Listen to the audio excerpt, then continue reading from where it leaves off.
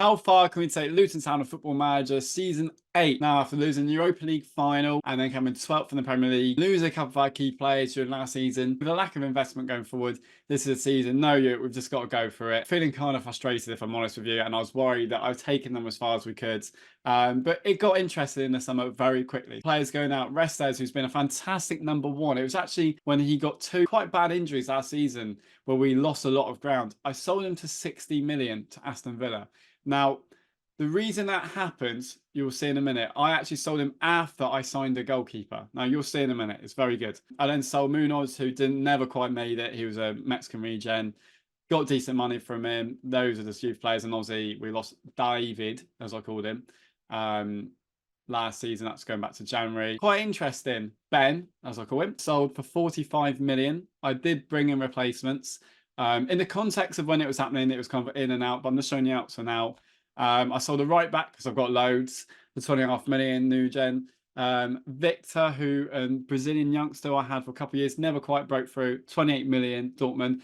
Problem is, when you have so many youngsters, is that they've got to be playing at least out on loan or for your team. We've got to have amazing facilities, which are getting there. The stadium isn't, obviously. One I made a big loss on, which is rare for me. I signed him because he won the Golden Boy and he was doing really well. Never made it out on loan, never made it here. My left winger from Holland, he went.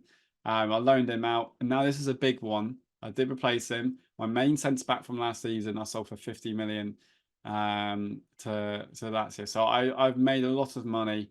And I sold him for 22 million. I signed him a couple of years ago, Spanish centre-back. You know, who are these people? But I've sold a lot of players. I signed a 41 million winger from Atalanta, another wonder kid. What a surprise. He's been very solid in Serie A, called Brighton. I then signed from River Plate for 30 million. Just, but again, you're thinking, why have you got another striker? Well, he's a wonder kid. Of course I'm going to sign him. And he's not the most prolific one, but my scout was so certain to get him. I went for him. Now, goalkeeper, Restless went, and this is because I signed this new gen keeper. Aston Villa, and now England's #1. He's 22 years old.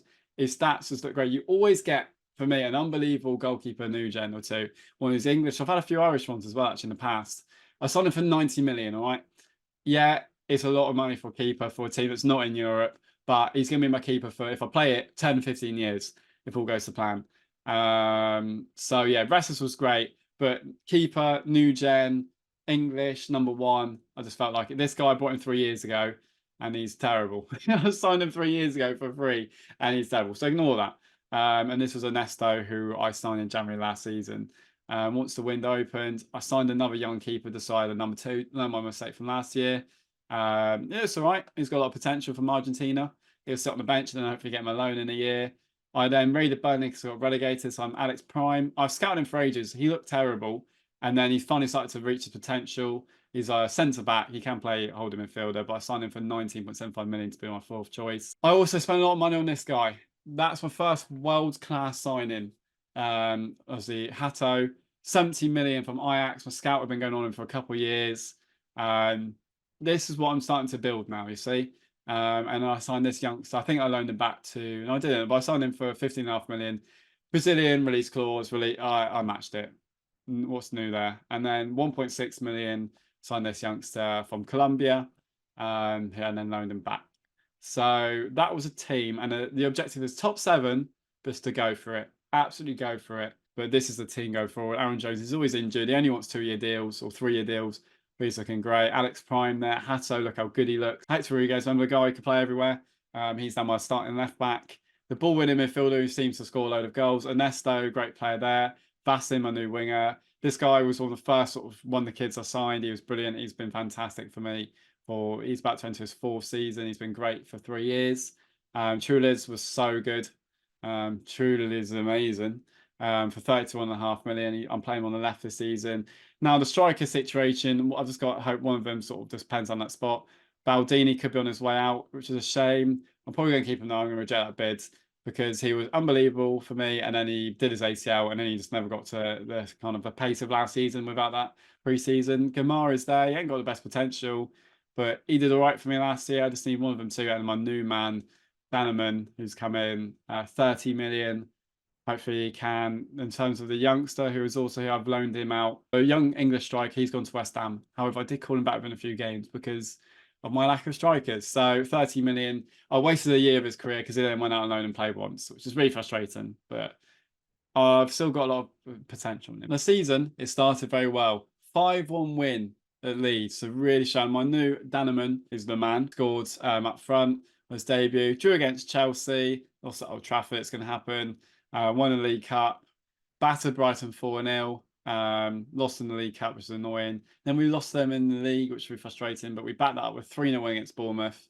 And then a 2-0 win at Leicester, which meant after 7 games, 4th place. Good start. Obviously, no Europe this season again.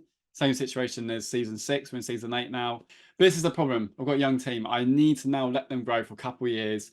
I'm happy with this bunch of players. Let's just see where they go for a couple of years. Get a few regions, get some great players in if I can. But this is a team to take us forward.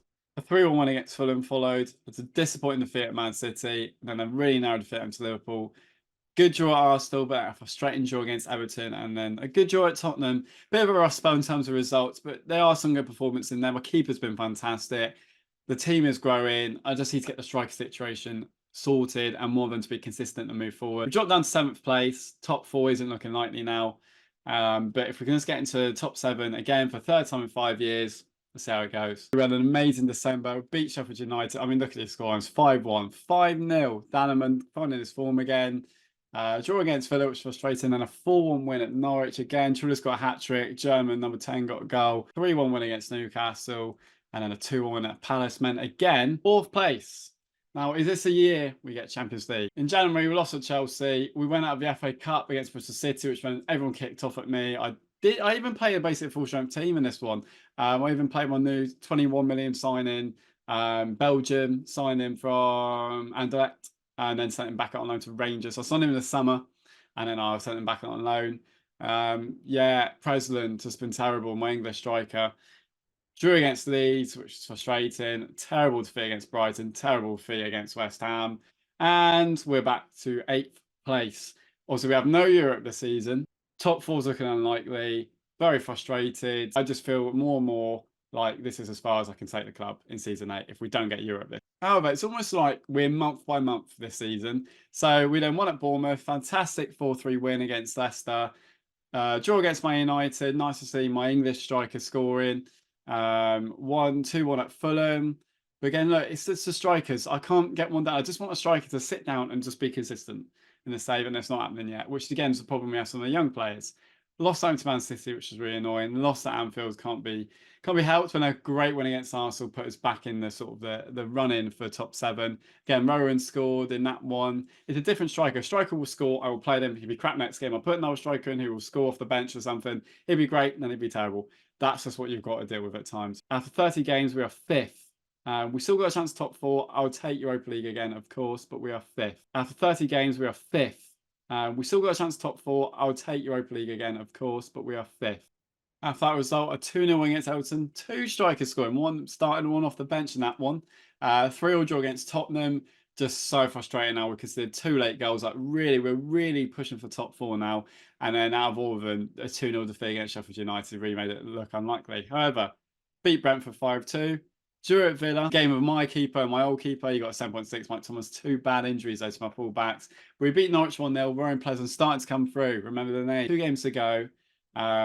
Top 4's all but gone because Leeds have 2 games in hand. But we can get Europa League if we win the last couple of games. If we get Europe this season and then we stay in Europe next season, and I believe with the strength and depth of the squad we have, then, you know, 3rd time in Europe, maybe we're starting to move forward. And to end the season, despite a defeat at Newcastle, a win against Crystal Palace meant, again, 6th place for the 3rd time in this save. We're in Europe again, 3rd time in 5 seasons, which is a great achievement for a team that's getting no investment.